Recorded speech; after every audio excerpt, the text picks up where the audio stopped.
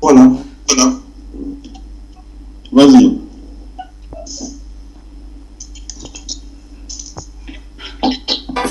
Bon, parce qu'il dit et j'ai été comme un juif avec les juifs, afin de gagner les juifs, avec ceux qui sont sous la loi, comme si j'étais sous la loi, afin de gagner ceux qui sont sous la loi, avec ceux qui sont sous la loi, comme si j'étais sans loi.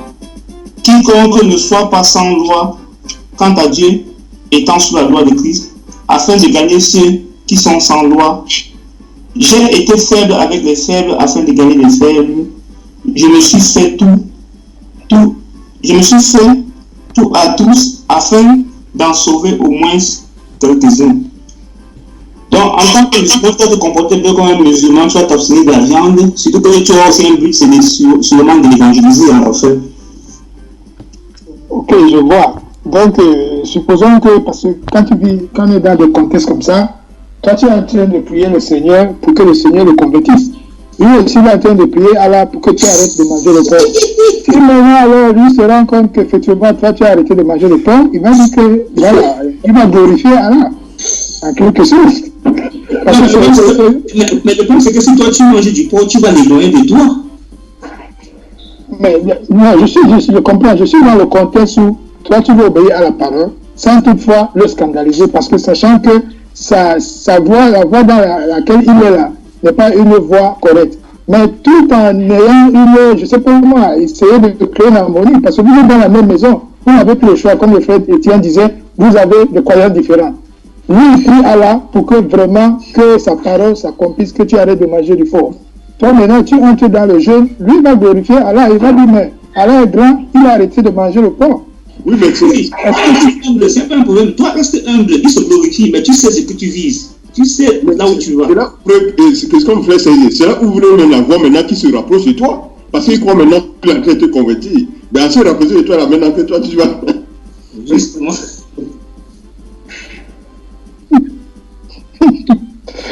Amen, amen. Oui, c'était juste pour te remercier parce que bon, il y a des situations différentes que les gens peuvent vivre. Donc, quand on écoute la parole, on essaie un peu de présenter ces situations-là parce que nous savons que dans notre quotidien, nous faisons face à différentes choses. C'est pas souvent très évident d'harmoniser la parole avec le quotidien si on ne passe pas dans le partage, quoi. Amen. Le frère Benjamin a changé le frère Benjamin. Il dit qu'il jeûne maintenant, il dit qu'il mange à volonté. Oui, c'est ce que je voulais demander, frère. Vous me suivez? Amen. Oui, je voulais demander que dans le contexte que tu parlais, la frère Richardel, est-ce que ça n'entre pas dans le contexte du verset que le Seigneur dit qu'ils interdisent ce que le Seigneur a créé? Parce qu'il est interdit de manger le porc. Moi, je ne comprends pas. Moi, je serais bien, il m'amènerait derrière la sœur. Je mange à volonté. Parce que c'est à dire envers un frère. Pourquoi je vais m'abstenir de manger? C'est par qui s'abstient de manger du porc. Justement, c'est pour relancer le passage. Il va voir que non, Allah a exaucé la prière. Moi, je mange. En tout cas, c'est mon point de vue. Et moi, je mange. Je ne m'abstiens pas. En fait, je crois que si c'est que vous devez habiter dans une colocation, je crois que quand les gens se choisissent en colocation, il y a un certain nombre de choses, n'est-ce pas, il y a les critères de sélection. Si c'est lui qui est allé avant toi, bien c'est toi qui es allé avant lui, il y a sûrement certains critères Il a été sélectionné. Voilà. Il va te sélectionner ou bien il ne va pas te sélectionner. Ou bien toi tu vas le sélectionner ou bien tu ne vas pas le sélectionner. En tout cas, ouais, dans cette situation-là, quand il te sélectionne, il te met dans la chambre avec lui. Donc, c'est lui qui, je vais poser la question si c'est lui qui gère tes poches. Donc, si tu veux manger quelque chose, tu ne vas pas pouvoir manger. Voilà, non, c'est. Généralement, les vrais musulmans même ne sont pas scandalisés. C'est quand les musulmans ne sont pas scandalisés parce que tu manges le porc. Mais seulement, ils ne veulent pas que tu le trompes peut-être, tu le fasses manger ça en lui disant que c'est peut-être sous l'identité de la viande du bœuf, par exemple. Mais sinon, lui ne mange pas, il ne mange pas. Mais il ne t'empêche pas de manger toi non plus.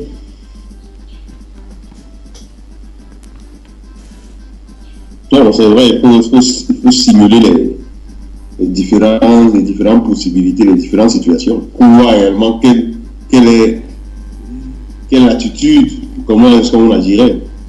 C'est ça, parce que la parole de Dieu va toujours nous soumettre à des cas de figure. Les cas de figure, c'est là où on va implémenter la parole de Dieu, pour voir vraiment que nous sommes en train de la pratiquer ou bien nous ne sommes pas en train de la pratiquer. Donc c'est comme ça. Justement, Comment tu dis, frère? Non, je dis le frère José parce que puis je vous rejoins. Donc ça veut dire qu'il ne mange parce qu'il devait manger le porc là sans réfléchir. Souvent, comme il disait qu'il était, je ne sais pas s'il travaillait. Non, c'est très simple. C'est mon heure de rentrer là. Je m'avais me préparé. Ah. Aussi seul, il n'y a pas de réseau, donc l'appel va s'arrêter. Ok. Bon. Parce que justement, quand on écoute la parole, oui, mon frère. Non, vas-y. Je dis justement parce que quand on écoute la parole et on ne met pas en exemple peut-être une situation ou un contexte, ça serait un peu difficile. Lorsque la situation va se présenter, tu vas commencer à te poser des questions, comment tu dois gérer tout ça. Parce que le but c'est quoi? Le but c'est pas de passer par ta manger ou ton manger du porc pour qu'ils se convertissent. Mais le but c'est de ne pas aussi se soumettre à certaines règles qui sont données, qui sont inspirées, on peut dire carrément par des démons.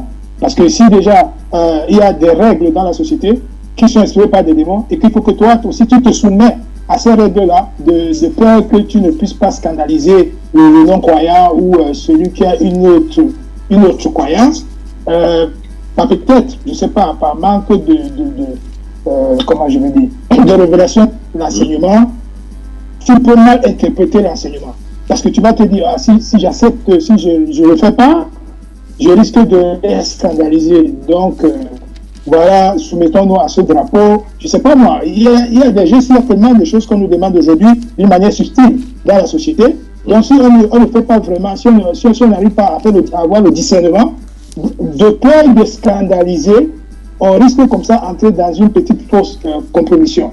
Donc, c'est pourquoi, peut-être, quand il y a des cas comme ça, on essaie de prendre un exemple pour voir qu'est-ce qu'il faut faire dans des situations pareilles. Parce que tu peux avoir ton petit frère, il a voyagé, il est allé dans un pays musulman, il s'est détourné, et puis après, il a pris, je ne sais pas moi, l'arabe extrémiste, il est devenu très musulman, il rentre à la maison familiale, mais il commence à dicter la loi. Parce que ces gens-là, ils viennent avec les esprits derrière.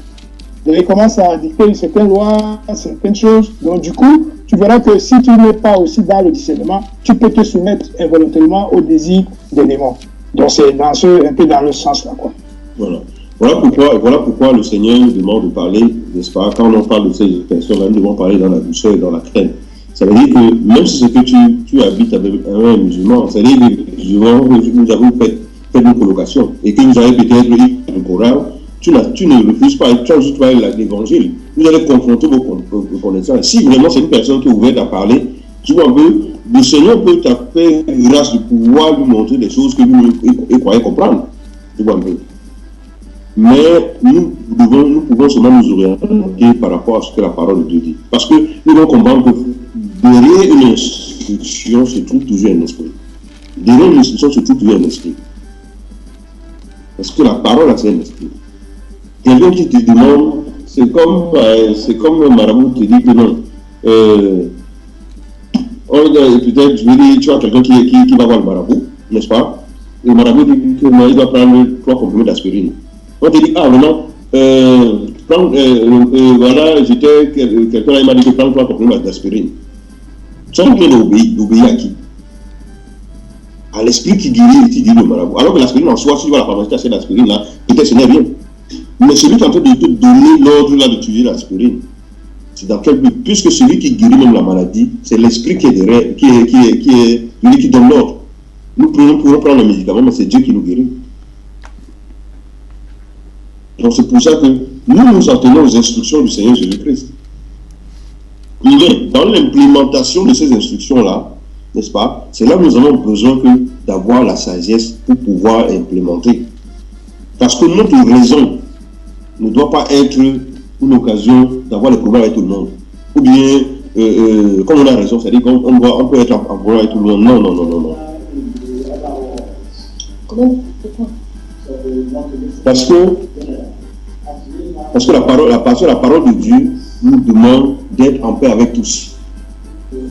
Aussi possible cela dépend de nous. C'est-à-dire nous faisons notre effort pour être en paix. C'est-à-dire même si dans nos familles, les gens ne croient pas comme nous, ce n'est pas une occasion pour nous de commencer comment dire ça, à les rejeter. Non.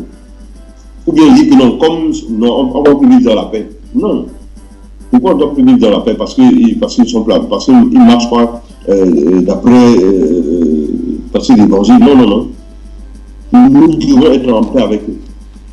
Parce que cela est bien pour nous. Cela est bien pour nous d'être en paix.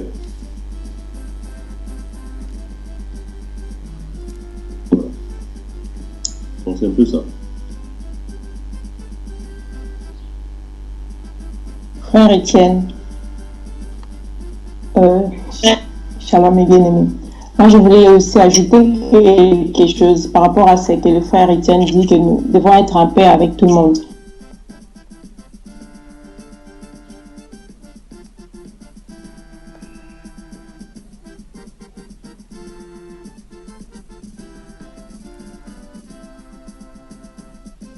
Et nous aussi,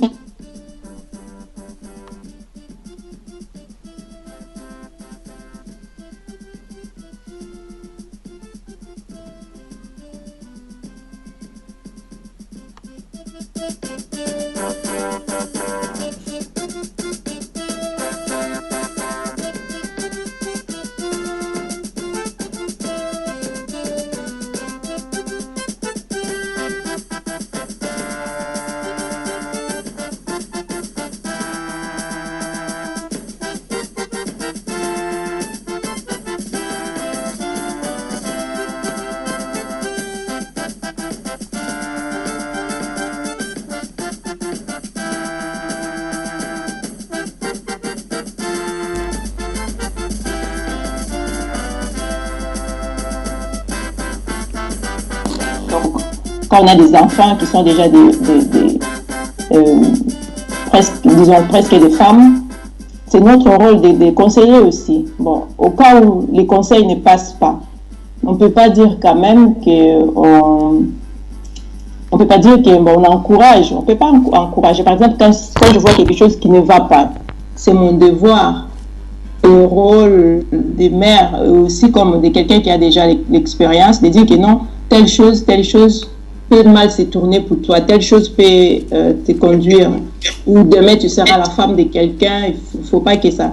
Donc, je sais, est-ce que c'est mal donner un conseil comme ça, même si ça mène pas la paix, quoi. Donc, c'est ce que je voulais dire. Parce que des fois, on se trouve dans des situations comme ça, on est quand même obligé de donner conseil parce que c'est notre rôle. Sinon, même si aujourd'hui elle ne fait pas, peut-être quelque part, il va se souvenir, ma mère m'avait donné quand même, ça peut être aussi une petite sœur, que ma sœur m'avait quand même un jour conseillé, ça peut aider aussi. Voilà. Et le problème, si toi, si tu parles ici en tant que mère, donc tu dis que tu parles à ton enfant, et la parole de Dieu nous demande toujours, hein, et du coup, l'enfant d'après la parole de Dieu, quand ils seront grands, ils vont se souvenir. C'est-à-dire que tu donnes un conseil, c'est en tant que parent, parce que tu as le droit de le faire, tu vois un peu. Mais dans le cas que tu as d'abord évoqué plus tôt, c'est ici, on parle de chrétiens, aux femmes chrétiennes qui sont âgées dans le Seigneur et qui maintenant encadrent les jeunes femmes pour leur dire comment est-ce qu'il faut aimer le monde, comment ils donnent des conseils, comment il faut faire.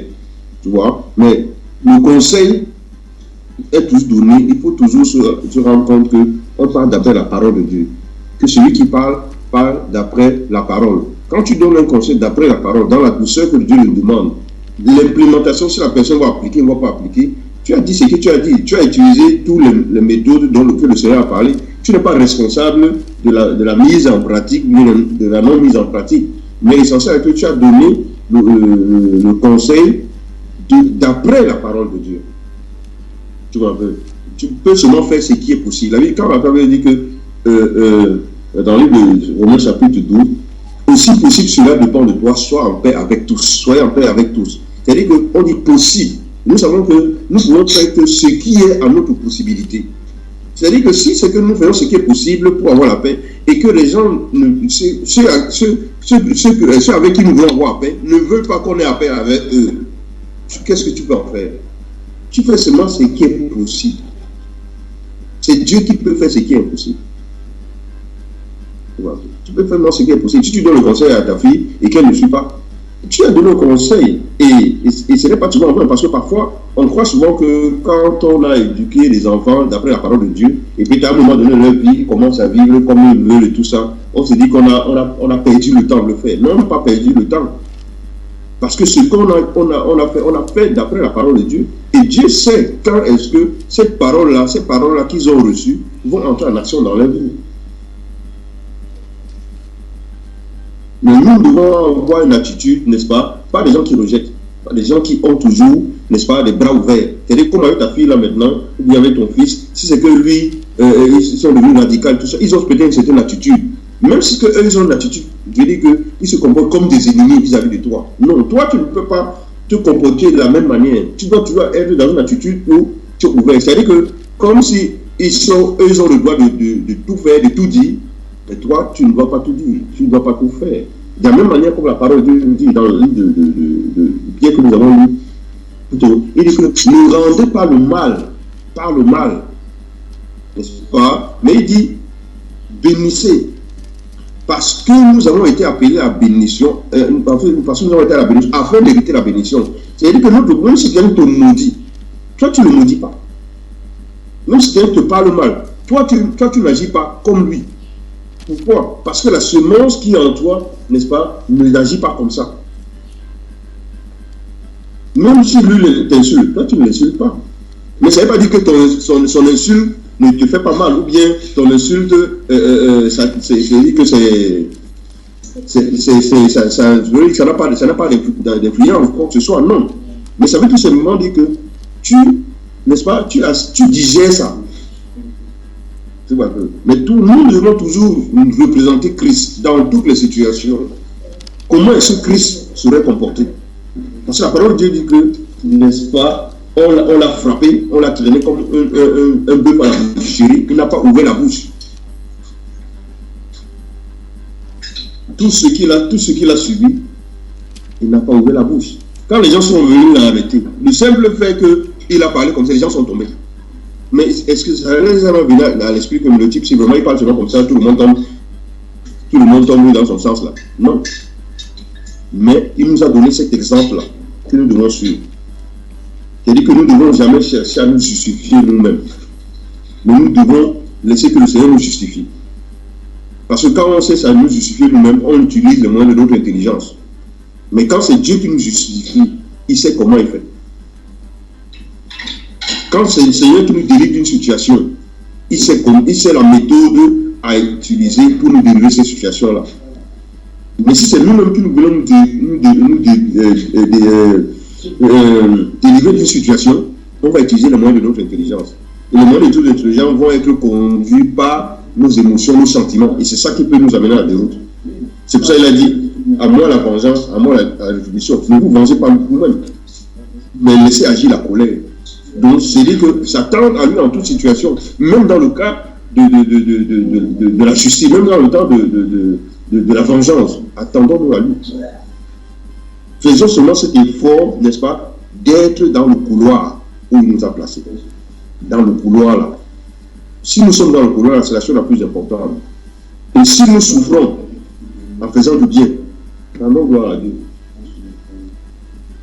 Nous ne devons pas souffrir comme des malfaiteurs. Mais si nous souffrons comme chrétiens, alors nous n'avons pas aux souffrances de Christ. Donc nous ne souffrons pas parce que nous faisons le mal, parce que nous sommes des malfaiteurs, mais si c'est que nous souffrons parce que nous voulons faire du bien, parce que nous recherchons le bien. La parole de Dieu le dit, il vaut mieux souffrir en faisant le bien. Il vaut mieux souffrir en faisant le bien. Donc, c'est vrai que c'est exactement notre quotidien, mais nous devons chercher dans toute situation à implémenter la vie de Christ, à manifester la vie de Christ, le caractère de Jésus-Christ dans telle situation. Nous qui vivons aussi en Europe, comme la soeur a parlé, il y a beaucoup de cas de racisme. Parfois, ce n'est pas de cette manière-là. Parfois, c'est d'autres manières. Mais parfois, tu peux être révolté, mais tu te dis que non, tu digères. Et en étant soumis dans des situations comme ça, n'est-ce pas, le Seigneur t'apprend la patience. Le Seigneur t'apprend la persévérance. Il t'apprend la maîtrise de soi. Donc, toutes ces choses-là qui nous arrivent, toutes ces choses qui peuvent être, ces événements, ces influences qui peuvent être autour de nous, en réalité, c'est pour forger le caractère de Christ en nous. C'est pour ça que même quand nous souffrons, quand nous sommes dans des situations où nous subissons, ne passons pas le temps à nous lamenter, ne passons pas le temps à nous plaindre. Parce que la plainte, pour nous, serait comme un échappatoire. Non. Comme un moyen de ne pas, n'est-ce pas, nous disposer à manifester le caractère de Christ. Au lieu qu'on se plaint, on doit voir comment est-ce qu'on doit se comporter dans telle situation. Parce que la plainte ne nous aidera pas. La plainte, c'est comme une voie de paresse. Une voie de justification en réalité. C'est ça la vie chrétienne. C'est le réel, c'est la réalité. Et c'est ça que nous devons implémenter dans notre vie.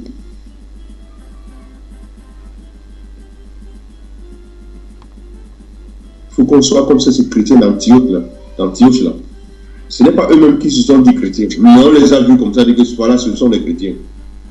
Il faudrait que ce soit vraiment notre partage aussi. Et quand on nous voit, on voit que non, celui-là, il est à la crainte de Dieu. Cette sœur-là, non, elle craint Dieu. Ce frère-là, vraiment, il aime Dieu. C'est quelqu'un que si tu lui confies ta chose là, non, il ne peut pas te trahir. Parce qu'il intègre. Parce que c'est quelqu'un qui est dans la vérité. Il n'aime pas le flou, il n'aime pas la fraude, il n'est pas dans le mensonge. C'est ce genre de réputation que nous devons avoir. Et c'est ça que nous devons répandre autour de nous. Que ce soit ceux qui connaissent Dieu, que ce soit ceux qui ne connaissent pas Dieu. Et même si c'est qu'ils ne suivent pas Dieu, et qu'ils puissent quand même voir que celui-là, non, c'est un homme Dieu. C'est un homme là, vraiment, il suit Dieu. Parce que les gens qui n'obéissent pas à Dieu, ils connaissent ceux qui obéissent à Dieu. Parfois, ils ne sont pas étonnés comme ça que tu as ton voisin là. Tout le temps, tu pries, tu montes, tu descends, tu as la Bible, mais tout le temps, il te méprise. Le jour où ça chauffe celui-là, il vient courir dans ta porte et dit que vraiment, je n'arrive pas à dormir. C'est comme si les fantômes, mais c'est évidemment, viens prier dans ma maison. Ils connaissent ceux qui craignent Dieu, ils connaissent ces gens-là. Donc, ils observent toujours. C'est pas pour rien quand le Seigneur dit que ayez cette attitude. Parce que les yeux sont tous sur nous. Vous ne croyez pas que nous marchons là, on ne nous observe pas. On nous observe. Tes voisins te regardent, ils te montrent, ils connaissent. Voilà. Donc, il y a quelqu'un qui dit nous devons revoir quoi nous attend. Qu'est-ce que tu veux dire par là?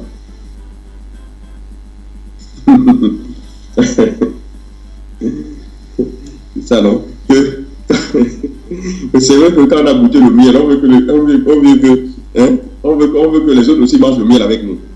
C'est ça. Mais parfois, on y met tellement de l'émotion que à un moment donné, ça devient même. On garde même, on te dit que c'est comme si on met le sable même dans le miel. Donc, c'est vrai aussi, parce qu'en réalité, nous devons comprendre que ce n'est pas nous qui convertissons. Un homme ne peut pas convertir un homme. Il faut que le Seigneur entre en jeu pour qu'une personne change, pour qu'une personne ait une oreille attentive. Donc, même quand nous parlons aux membres de nos familles des bontés du Seigneur, nous ne parlons pas comme si on les obligeait à suivre la voie qu'on nous a choisie. Parce que je sais que j'ai souvent observé ce genre de choses que parfois les gens qui sont en Europe, puisque comme les gens qui sont en Europe sont considérés comme ceux-là qui ont le pouvoir d'achat. Alors, comme ils ont le pouvoir d'achat, ils peuvent parfois se permettre d'imposer certaines lignes de conduite. Alors, tu vas appeler, que ce soit même ton père, même ton grand frère, pour lui dire que vraiment, à partir de celui-là, vraiment, il faut que vous allez à l'église. Vraiment, si vraiment, il n'y a plus la prière là, non, moi je ne vous soutiens plus. Parce que vous devez chercher Voilà. Arrêtez d'aller chez les catholiques là. Non, arrêtez là-bas. faut plus aller chez les catholiques là. Sinon, moi, je coupe les contacts avec vous. Non. Ce n'est pas comme ça. Ce n'est pas comme ça. Dans ces choses-là, il n'y a pas la dictature. Il n'y a pas la dictature. Il faut laisser. Et au contraire même, ces gens-là, ils attendent de voir le changement sur nous qui parlons de cela. Pour qu'ils soient convaincus que non, c'est la voie qu'il faut suivre. Donc, oui, c'est vrai, parce que ça arrive aussi, ça arrive souvent qu'on laisse l'émotion un peu prendre le dessus. Ça arrive.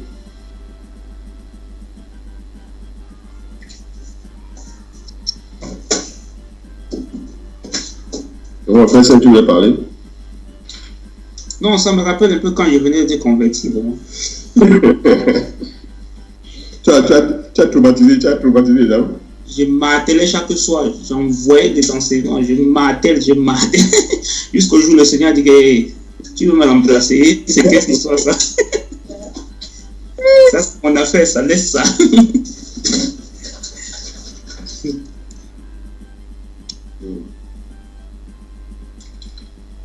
Donc, le Seigneur sait à quel moment il accorde sa grâce à une personne. Donc, soit seulement dans l'espérance, mais n'imposons rien aux gens parce qu'on a le pouvoir d'achat, alors on va dans la direction. Non. Ce sera une mauvaise base. Ce sera vraiment une mauvaise base.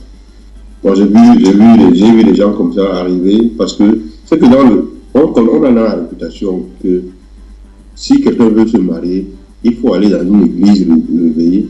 C'est d'abord que tu as trouvé des sœurs qui peuvent rester dans le mariage.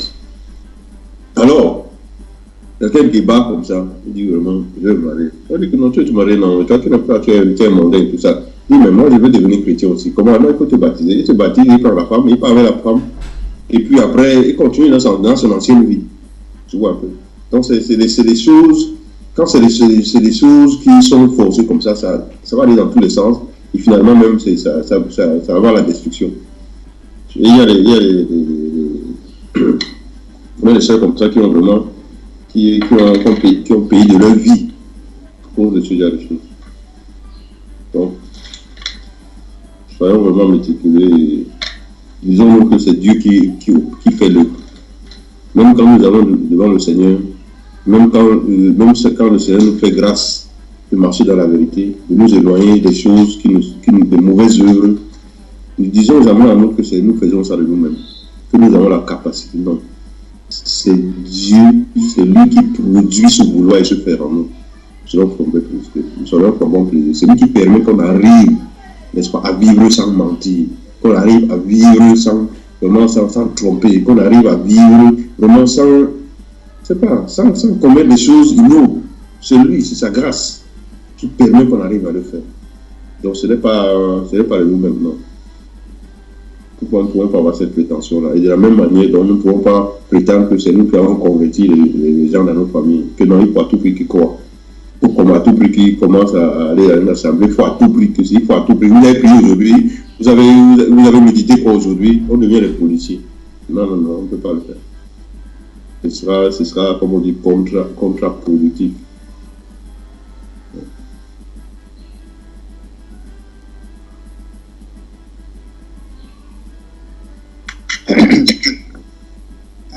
Brother Eli, I think that maybe you have some problem with your microphone.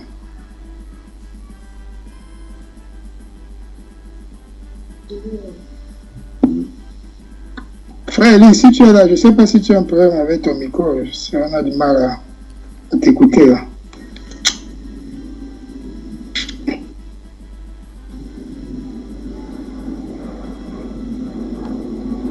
Allô?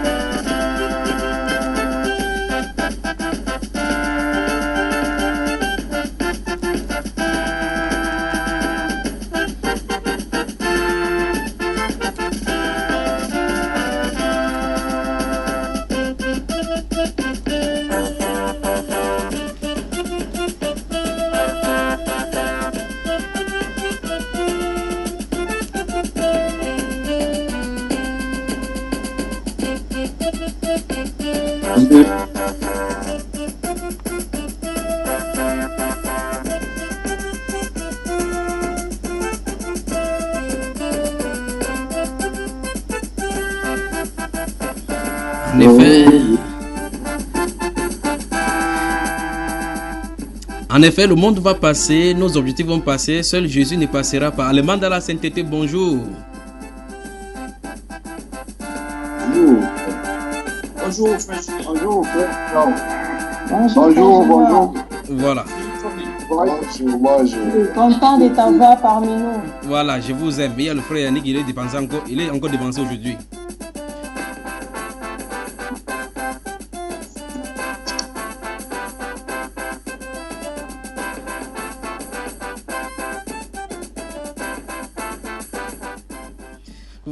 Voilà, on commence.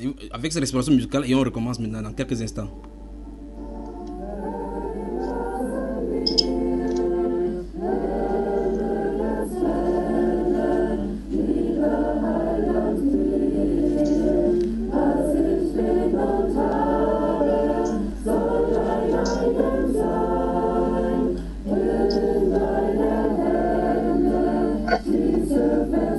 Zunda Andais Fenwer. Le frère Yannick, bonjour.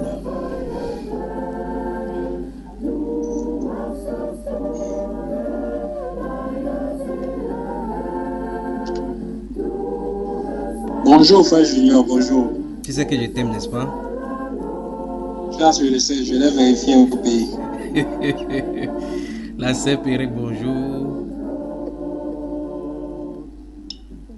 Donc, mon frère, bonjour, ça fait longtemps, mon frère. Bonjour. On a causé hier, n'est-ce pas? Ici en Allemagne. Ok. La sœur Carole Châtellon, bonjour et bienvenue. Bonjour, frère. Que le Seigneur te bénisse et te fortifie, d'accord? Amen. Le frère Valérie, bonjour. Bonjour, frère Junior. Ça fait longtemps. Oui, je vous suis, je vous lis de temps en temps. Amen. Amen. Comment va madame? Ça va bien par la grâce de Dieu. Bonjour, frère Junior. Hey, c'est qui? Ah, elle est là. Bonjour ma soeur. C'est madame, non? Bonjour, frère. Que le Seigneur te bénisse, d'accord? Amen. La soeur Marie Madeleine Chimène, bonjour. Bonjour, frère. Bonjour. Il pleut dans ta maison, ça va? Coupe le micro, ça va, c'est bon. Je n'ai pas suivi, mon frère. Il pleut, non, je crois que tu es sous la douche avec ton téléphone. Coupe le micro. Non, mon frère. Mais tout le monde entend la pluie là où c'est la douche. Le frère, les bruits dehors. Oui, le frère José est dans les transports, je crois bien. Bonjour. Bonjour, frère Junior, bonjour. Voilà. Que la grâce et la paix te soient multipliées. Amen, amen. Celui qui est toujours calme plus que le pape, le frère Benjenit, bonjour. Bonjour, frère Junior. Que le Seigneur te bénisse également. Le frère Price, bonjour.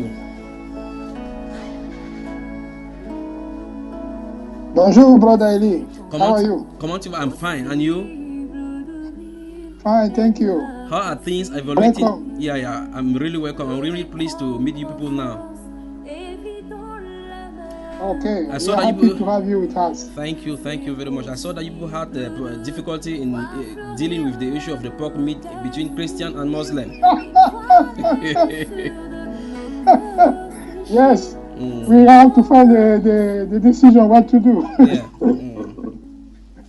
And Welcome, brother. Yeah, I love the position you took because a Christian have not to get into compromission by just trying to obey and comforting those others. We have to take the right position of the scripture. Is that not true?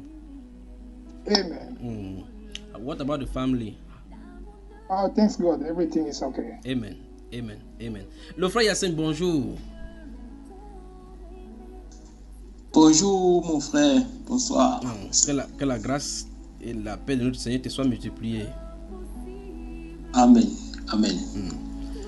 Bonjour également à madame.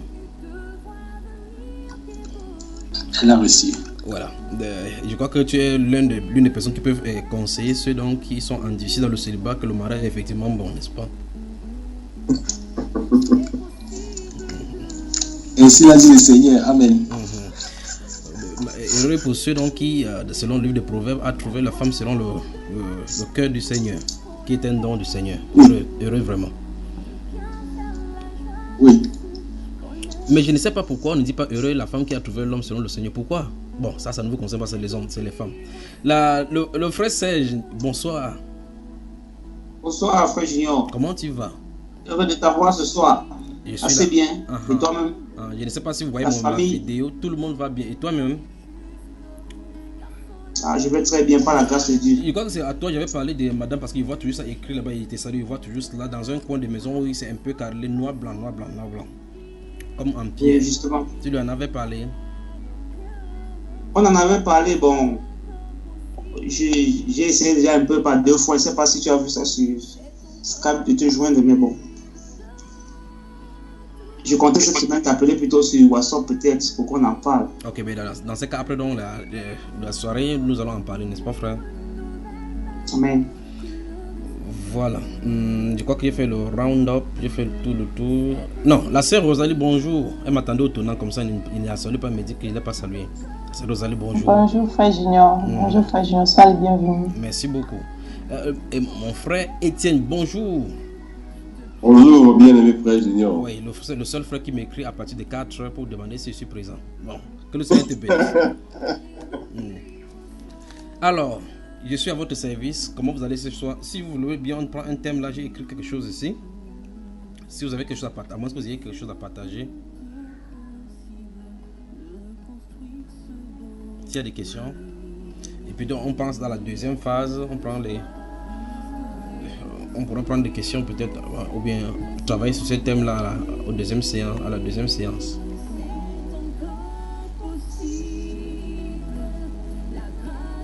Qu'est-ce que vous en pensez? Vous voyez mes vidéos au moins?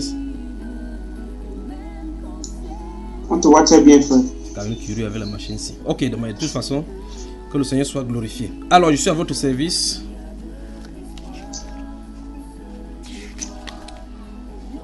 Peut-être de préférence, on va avec ton thème. Si personne n'a pas d'opposition. Personne n'a le SDF ici, moi, j'avais un songe à partager. Oui. Vas-y, ma soeur, on t'écoute alors. Et note la soeur Madeleine. Oui, frère.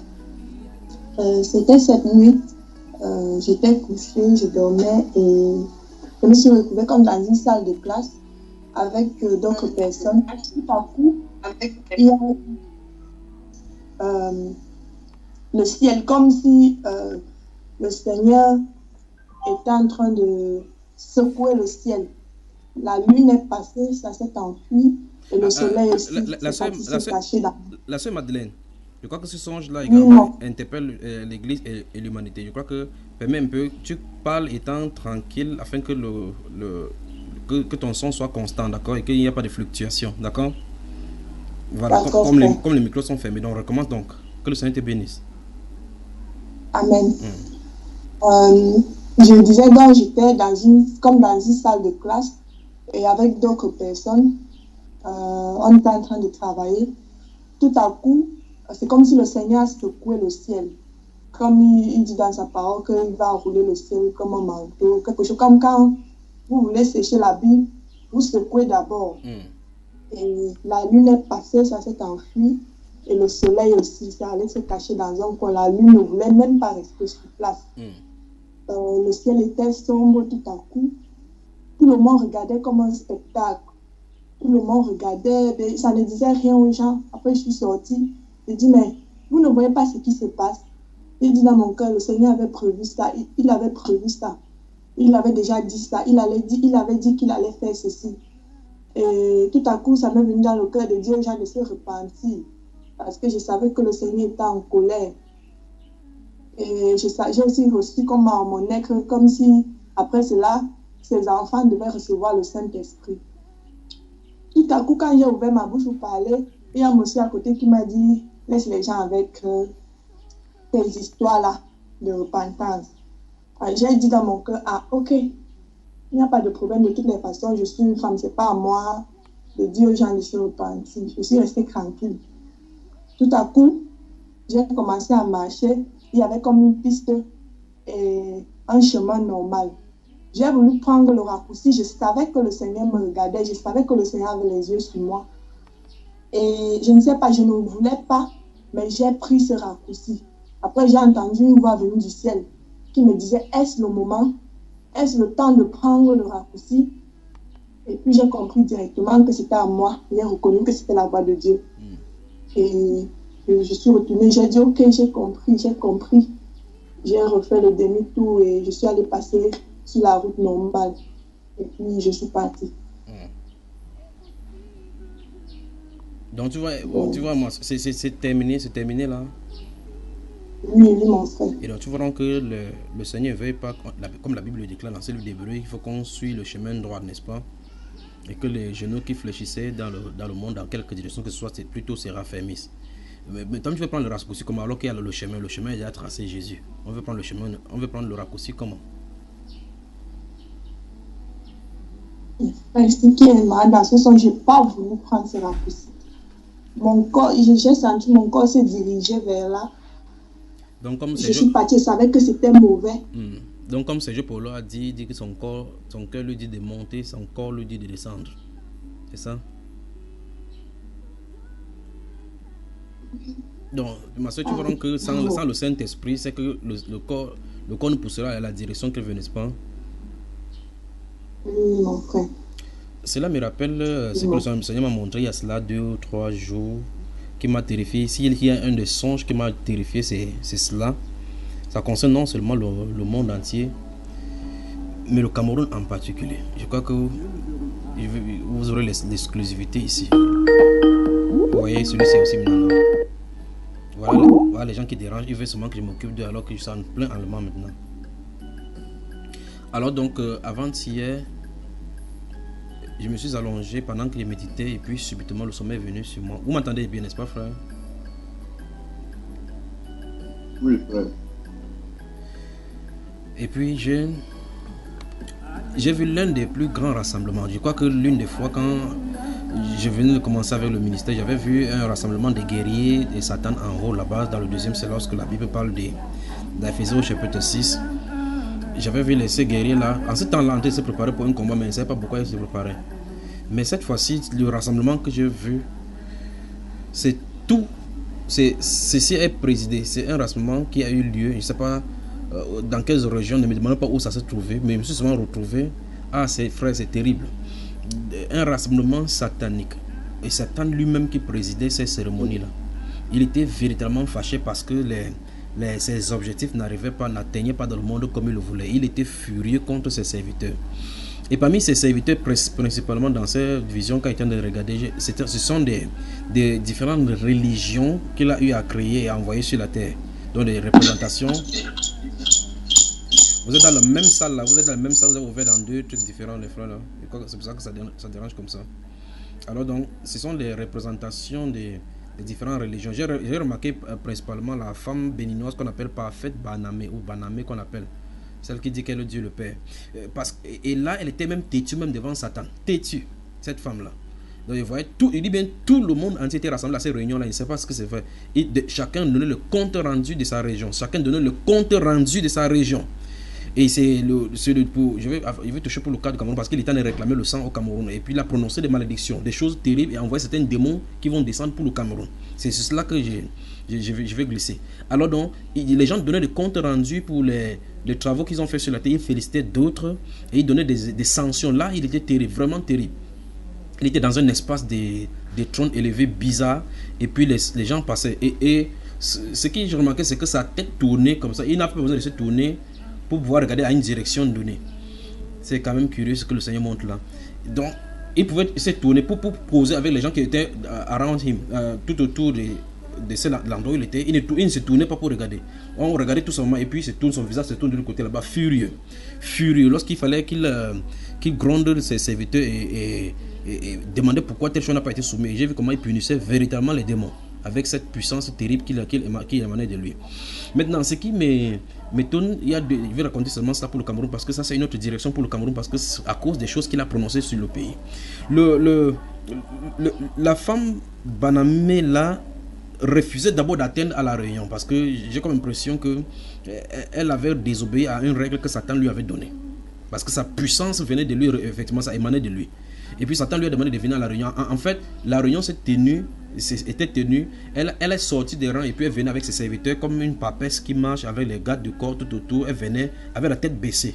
Et beaucoup de personnes la regardaient. On était étonnés qu'elle soit à la réunion, elle soit un membre influent dans le clan satanique. Je parle de cette femme qui au Bénin qui se fait appeler Dieu le Dagbo, c'est quoi quand cette femme qui influence la politique béninoise. Je crois qu'elle aura bientôt des sérieux problèmes. C'est que d'après ce que j'ai vu là-bas.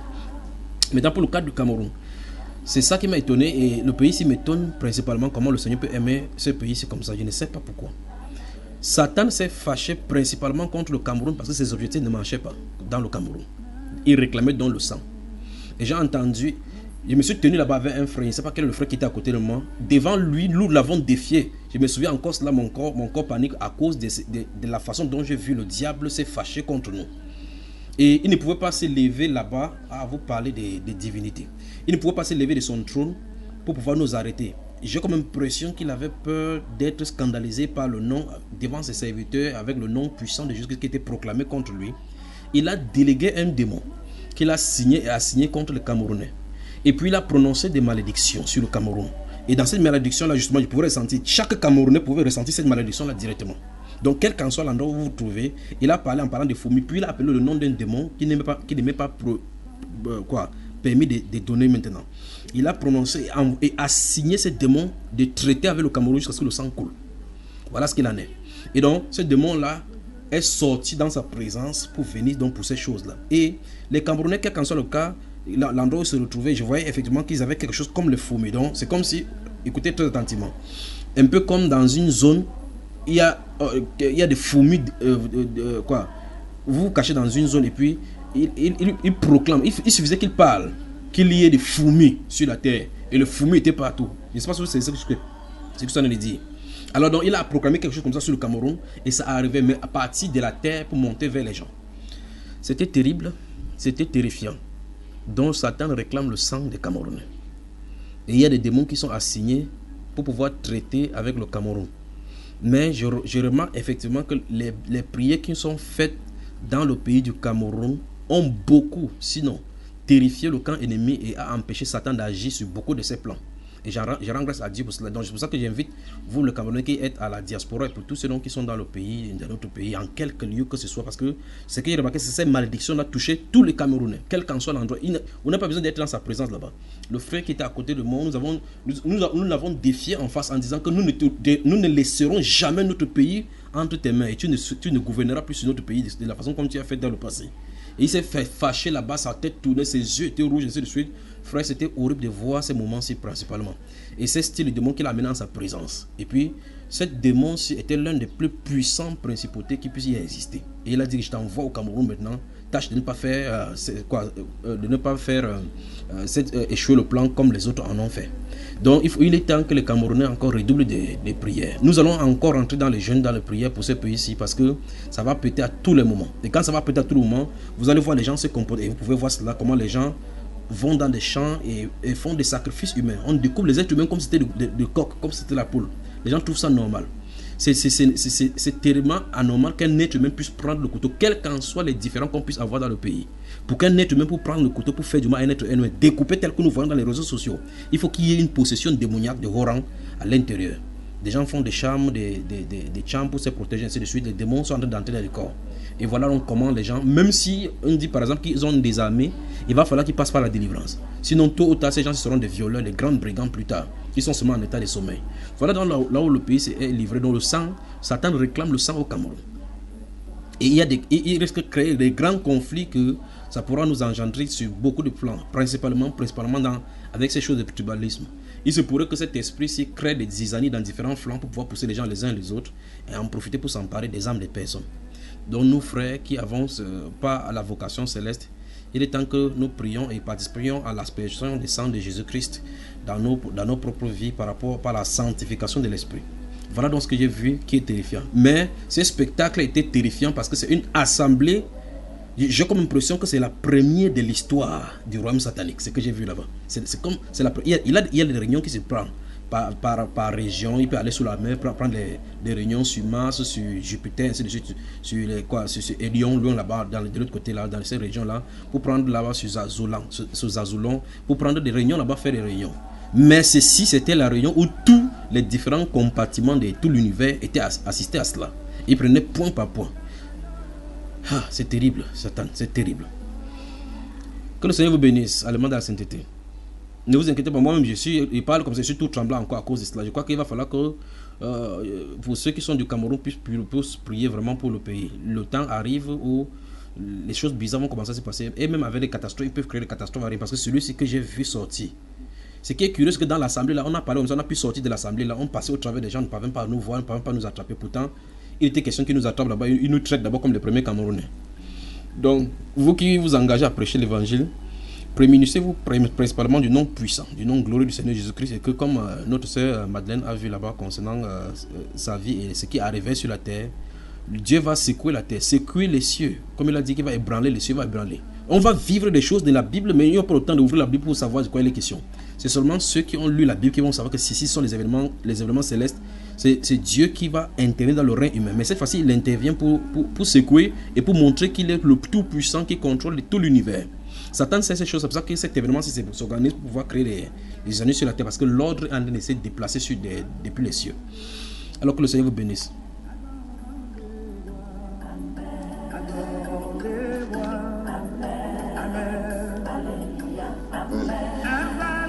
Voilà, je crois que je me suis libéré de ça. Je suis à l'aise maintenant. Allemagne dans la sainteté, bonjour. Bonjour. Dans ce songe, mon frère, oui. Excusez-moi, dans ce songe, c'est comme si le Seigneur avait les yeux sur tous ses enfants. On n'avait plus droit à l'erreur. Oui.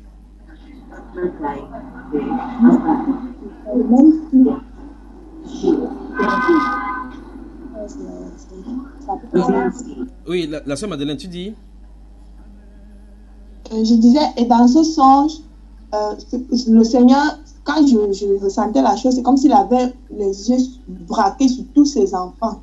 On n'avait plus droit à l'erreur. Tu faisais l'erreur, il te remettait sur le droit chemin. Tout de suite, il ne perdait pas le temps. Ça, c'est le ministère de l'esprit en plein là-dedans. Ça, c'est le moment glorieux que l'Église va vivre. Le moment où on va challenger, où vous allez comprendre qu'on lapide Étienne et dit Seigneur, pardonne-les quand ils ne savent pas ce qu'ils font. Le moment glorieux que l'Église attend, le moment glorieux dont les saints apôtres du Seigneur ont prophétisé et ont dit c'est temps de rétablissement de toutes choses, dont Dieu a anciennement parlé par la bouche des prophètes d'autres fois. En tout cas, ça arrive. Le moment arrive. Dieu va déverser son esprit. Je crois qu'il y a des anges à la frontière israélienne. La sœur Chimène, la tension. Bon, de toute façon, laissons tous là. C'est pour l'église, laissons cela. Ça va. Allemand de la sainteté, bonjour encore. Bonjour, frère Julien. Voilà. Bonjour, frère Julien. Bonjour. Donc, ça, merci la sœur Madeleine. Donc que les gens qui nous écoutent, personne ne fléchisse les genoux dans le monde de ça et là. Et que les gens se préparent parce que le ciel sera roulé comme un vêtement, comme il le dit dans les Saintes Écritures, pour être amené, sera secoué. Et les puissants des cieux seront ébranlés. et descendront certainement sur la terre. Donc j'ai noté, ma soeur, quelqu'un a-t-il encore un autre songe? Parce que le sujet qu'on va voir là, je vois ça ici inscrit. Si on commence avec ce seul sujet, si on pourra faire 3 ou 4 séances, ça ne finira pas, je vous le dis.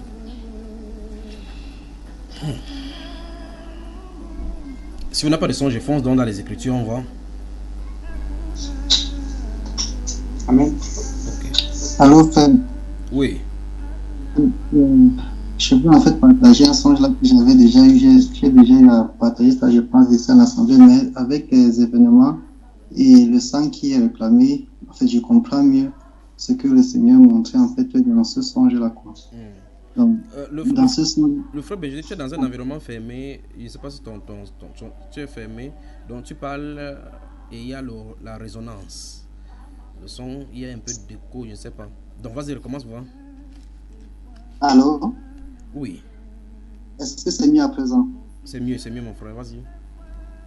Ok, je vais donc, le Seigneur m'avait montré un songe concernant toujours le Cameroun. Et j'étais en fait à l'est du Cameroun, dans un terrain que je connais bien, dans la ville de Betareoya. Plus en fait, j'ai fait l'est dans le passé. Dans la ville de Betareoya. Comment, mon frère? Betareoya. Wonderful. C'est un arrondissement. Betareoya. Betareoya.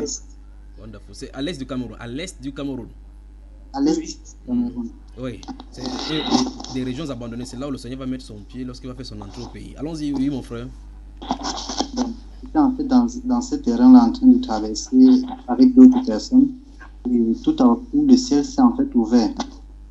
Et à l'intérieur, je voyais en fait, il y avait des nuages très sombres et vraiment très denses.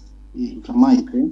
Et derrière ce nuage, le Seigneur m'a fait voir en fait un dragon qui était réfugié là derrière, qui volait. J'ai dit à ces personnes qui étaient avec moi, je vois le ciel ouvert et voilà un grand dragon, quoi, mais personne ne voyait. Puis ce dragon s'est dirigé à voler, il s'est dirigé à un autre endroit, toujours derrière ces nuages. Et tout à coup, je pouvais en fait apercevoir l'endroit où il était. Il y avait environ 10 autres dragons, vraiment gros et vraiment féroces, quoi. Puis ils étaient là comme des requins qui rôdent autour d'une proie dans l'eau. Ils étaient en train de voler là sur place. Puis, à un instant, c'était en fait plus d'une centaine, quoi. Ils étaient maintenant incomptables derrière ces nuages-là. Et tous, en fait, c'est en fait la terre, c'est en fait le Cameroun qu'ils étaient en train de cibler. Donc, voilà un peu ce que le Seigneur m'avait montré concernant le Cameroun là. Donc, j'ai compris ça avec les prophéties et tout qui sont vraiment annoncées. C'est vraiment un moment terrible qui est sur le point de se passer, de se réaliser sur le Cameroun, en fait, quoi. En tout cas, que ceux qui sont des intercesseurs en prennent garde et comprennent donc ce qu'il y a lieu de faire, qu'il faille s'élever pour ce pays-ci. Donc, et on voit effectivement que les nuages, les sombres nuages présagent là, avec les vents, les troubles et des choses qui se passent. Ces nuages-là sont des esprits méchants, des ténèbres qui sont des descendre. Quand ça couvre un lieu, ça suppose donc qu'il y a de mauvais desseins dans ces lieux-là. Chaque fois quand il y a des sombres nuages et de l'obscurité dans ces endroits. Je crois que c'est cela dont il est question. D'accord, mon frère? Amen. Amen. On peut continuer maintenant.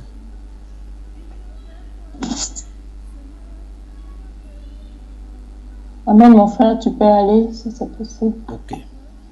Que le Seigneur vous bénisse. Donc, voyons donc un thème. Permettez-moi de noter ici. Ton fruit t'identifie.